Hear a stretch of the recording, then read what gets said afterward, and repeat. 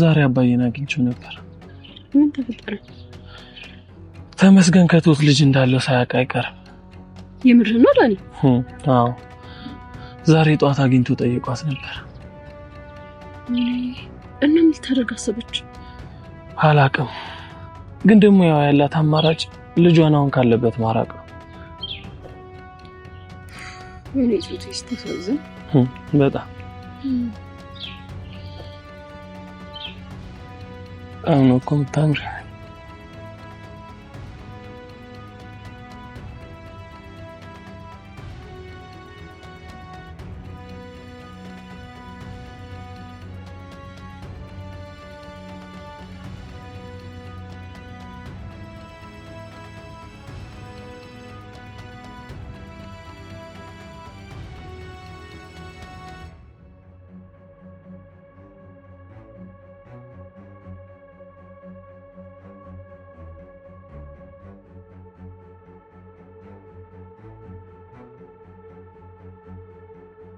ምንድነው ዋናው ነገር? የትሁት ልጅ ምን? የትሁት ልጅ ያንተም ልጅ ናት።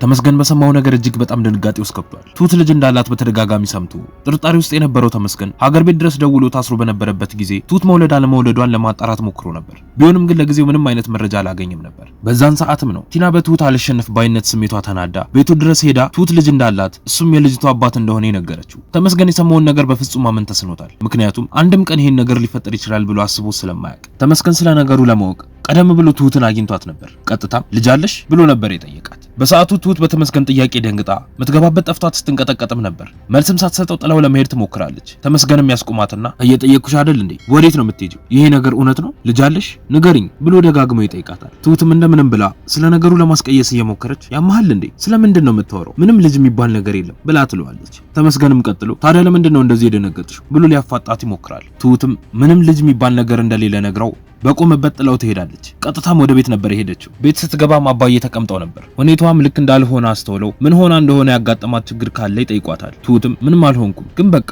ሁሉም ነገር አብቅቶለታል ብላ ስትላቸው አባዬም አጠገቡ የነበረውን ቦርሳ ዞር አድርጎ ነይ እስቲ እዚህ ጋር ነይ የኔ ልጅ ምን ተፈጥሮ ነው እስቲ ንገሪኝ ብሎ ይጠይቃታል። ትሁትም አጠገቡ ሄዳ ተቀመጥና አባዬ ተመስገን ልጅ እንዳለኝ ያውቋል ቲና ነግረዋለች ብላ ስትለው አባዬም እሷን ለማረጋጋት አስበው ልጄ አትጨነቂ ነገሩን የምናስተካክልበት አንድ መንገድ አይጠፋም ብሎ ቢላትም ትሁት ግን ልትጽናና አልቻለችም። አይመስለኝም አባዬ ቆይ ምን አይነት መንገድ ምን ብናረግ በቃ ተመስገን ልጄን ከመውሰድ የምናስቆም አይመስለኝም። እሺ ቆይ አሁን የት ነው ማደርጋት? የትስ ደብቃታለሁ? እስካሁን በደብቃትም ግን አሁን ምንም ማድረግ የምችል አይመስለኝም ብላ ስትለው አባዬም ቀጥሎ ትሁት እንደዚህ በመሆን እኮ ምንም ማድረግ አንችልም የሚሆነውን ነገር ተማክረን አንድ ነገር እናደርጋለን ብሎ ይላታል። በዛን ሰዓት ተመስገን ወደ ቤቱ ሲመለስ ቲናን እዛው ተቀምጣ ያገኛታል። ቀጥሎም እስካሁን እዚህ ነሽ አሁን ውጪልኝ ከዚህ ቤት ብሎ ሲያባራት ቲናም ግራ ተጋብታ እንዴ ቆይ ምን ሆነሃል ብላ ተጠይቀዋለች። ተመስገንም ብቻዬን ነው መሆን የምፈልገው አሁን ልትወጪልኝ ትችያለሽ ከቤቴ እና ደግሞ ከዛ በፊት አንድ ጥያቄ ልጠይቅሽ በምን ተነሳስተሽ ነው ትሁት ልጅ አላት ያልሽኝ ብሎ ይጠይቃታል። ቲናም ነገሩን ቀለል አድርጋ ባክህ ዝም ብዬ ነው እንድትረዳኝ ስለፈለኩ ነው እና ደግሞ ምን አደረክ ምን እንደተፈጠረ እንድትነግረኝ እፈልጋለሁ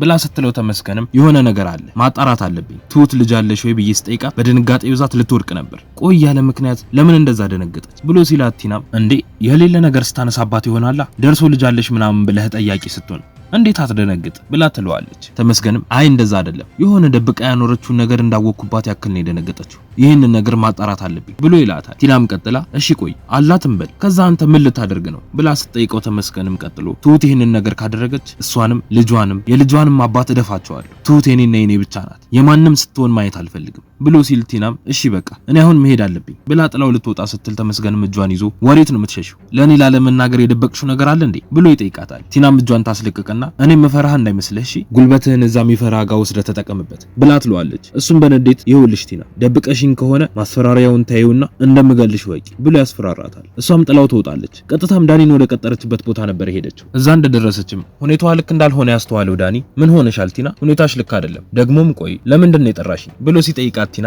እንድንጠጣ ፈልጋለሁ ብላ ትመልስለታለች። ዳኒም ቀጥሎ ለዚህ ነው የጠራሽ? ለዚህ መሆኑን ባቅ አልመጣም ነበር ቲና። እኔ እኮ አሻንጉሊትሽ አይደለሁ አዝኜልሽ እንጂ ፈርቼሽ እንዳይመስልሽ። መጠጣት ፈልገሽ ከሆነ ሌላ አጣጪ ፈልጊ። ለማንኛውም እኔ መሄድ ይኖርብኛል ብሎ ሲላት ቲናም በንዴት ዳኒ መቼም ቢሆን አትርሳው እሺ እኔ ጋር እኮ ፍርፋሪ ስትለቅም ነው የከረምከው ብላ ትለዋለች። እሱም በንቀት መልስ ሳይሰጣት ቻው ብሎ ጥሏት ይሄዳል። ቲናም በንዴት ተብክንክና ቀጥታ ወደ ትሁት ጋር እና አባዬ ቤት ነበር ሄደችው። በሩን አንኳኩታ ስትከፍትላትም ሰተት ብላ ማንንም ሳታስፈቅድ ወደ ውስጥ ትገባለች። ትሁትም ቀጥላ ከዚህ ቤት እንደተባረርሽ ማመን አቃተሽ አይደል ብላ ትላታለች። ቲናም ለመሳለቅ በሚመስል መልኩ ፈገግ ብላ አያምኛለሁ ያንቺም ሬሳ በቅርቡ ከዚህ ቤት እንደሚወጣ ልነግርሽ ነው የመጣሁት። መቼም ተመስገን ልጅ እንዳለሽ እንዳወቀ ታውቂያለሽ አይደል? ግን አሁን አንድ የቀረ ያልነገርኩትን እውነት እነግረዋለሁ። ለተመስገን ልጁ የሱ እንደሆነች እነግረዋለሁ። ይህንን ሲሰማ ግን ምን ሊፈጠር እንደሚችል ታውቂያለሽ አይደል? እኔ አሁን ላይ አንድ ነገር ነው ማየት የምፈልገው፣ ተመስገን አንቺን ሲያሰቃይሽ እና አሁን ስቃይሽ እንደጀመረ ልነግርሽ ነው የመጣሁት ብላ ስትላት ትሁትም ይኸውልሽ ቲና እዚህ መተሽ መናገር እኮ አይጠበቅብሽም። ስቃይን ከፈለግሽው በቃ አሁን ሂጂና ተናገሪ። መሄድ የፈለገን ሰው ለማስቀረት መሞከር ማስረፈድ ነው ይባላል። መናገር የፈለግሽውን ሂጂና ተናገሪ፣ እኔም የሚመጣብኝን እጋፈጣለሁ ብላ ትላታለች። ቲናም በንዴት ጥሩ ስለዚህ የሚመጣውን አብረን እንመለከታለን ትላትና ጥላት ትወጣለች። በዛን ሰዓት አባዬና ዳኒም ካፌ ውስጥ ተገናኝተው እያወሩ ነበር። አባዬም ትሁት ልጅ እንዳላት ተመስገን ሳያውቅ እንዳልቀረ ለዳኒ ይነግረዋል። እሱም ቀጥሎ ይሄ እንዴት ሊሆን ቻለ? ቲና ነግረዋለች ማለት ነው? ቆይ ግን እንዴት ነው ከዚህ ልጅ ምንገላግላት? እሷም በሷ ምክንያት እኛ እየተንገላታን እንዳለን ነው እያሰበች ያለችው። ግን እሷም አይፈረድባትም። ከሷም አልፎ እኛን እያስጨነቀን ያለው ምን ይሻላል ብሎ ሲለው አባዬም የትሁት ውለታ አለብን። እሷ በምንም አይነት ሁኔታ ውስጥ ስትሆን መርዳት አለብን። አሁን ምን ማድረግ እንዳለብን ባላውቅም ግን አንድ መንገድ እንፈልጋለን ብሎ ይለዋል። በዛ ሰዓትም ነው በትሁት ንግግር የተናደደችው ቲና ተመስገን ቤት ሄዳ ሁሉንም ነገር የነገረችው። በቀጣይ ምን የሚፈጠር ይመስላችኋል? ሐሳብ አስተያየታችሁን ኮሜንት ላይ ጻፉልን። ምንለቃቸው ቪዲዮዎች ለብዙ ሰዎች እንዲደርሱም ላይክ እንዲሁም ሼር ማድረግ አትርሱ። ቪዲዮዎች ሲለቀቁም በፍጥነት እንዲደርሳችሁ የደወል ምልክቱን መጫን አትርሱ። በቀጣይ በሌላ ክፍል እስክንገናኝ እስከዛው በሰላም ቆዩ።